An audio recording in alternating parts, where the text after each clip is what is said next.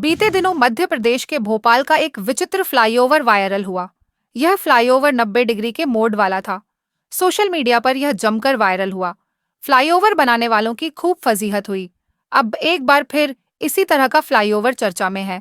यह है महाराष्ट्र के नागपुर का फ्लाईओवर।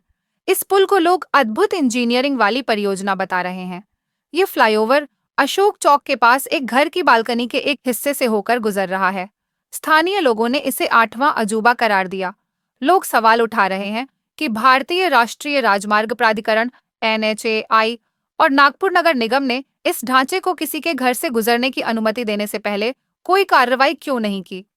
लोगों ने उठाए सवाल। लोगों ने पूछा कि क्या यह घर अधिकृत है?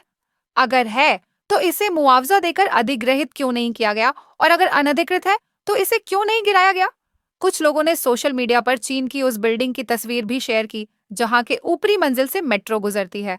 लोगों ने कहा कि यह चीन और यह भारत। एक यूजर ने पूछा, वह महान इंजीनियर कौन है जिसने यह अद्भुत डिजाइन बनाई है? घर मालिक ने क्या कहा, जिस घर की बालकनी से यह फ्लाईओवर गुजरा है उसके मालिक प्रवीण पत्रे हैं। बीजेपी विधायक मोहन मते परिवार से मिले। पत्रे ने बताया कि उनका परिवार 6 पीढ़ियों से इस घर में रह रहा है और यह संपत्ति लगभग 150 साल पुरानी है। घर का 25 साल पहले नवीनीकरण किया गया था। उन्होंने कहा कि उन्हें फ्लाईओवर के उनकी बालकनी से होकर गुजरने पर कोई आपत्ति नहीं है और वे सुरक्षा 998 करोड़ रुपए की गड़बड़ी।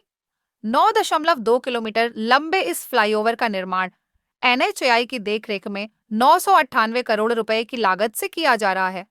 अधिकारियों से जब पूछा गया तो उन्होंने कहा कि नगर निगम को इस मुद्दे के बारे में पहले ही सूचित कर दिया है।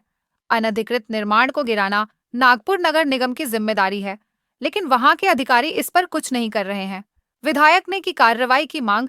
दक्षिण नागपुर के विधायक मोहन मते ने कहा कि उन्हें भी आश्चर्य है कि नगर निगम NIT या NHAI के अधिकारियों ने अब तक कोई कार्रवाई नहीं की है। उन्होंने मांग की कि इसमें शामिल लोगों को तुरंत निलंबित किया जाए। मथे ने आगे कहा कि नागपुर में विकास कार्य तो चल रहे हैं, लेकिन ऐसी खामियां शहर की प्रतिष्ठा को धूमिल करती हैं। उन्होंने कहा कि फ्लाईओवर के बालकनी तक पहुंचने से पहले ही अधिकारियों को नोटिस जारी कर इस ढांचे को हटा देना चाहिए था।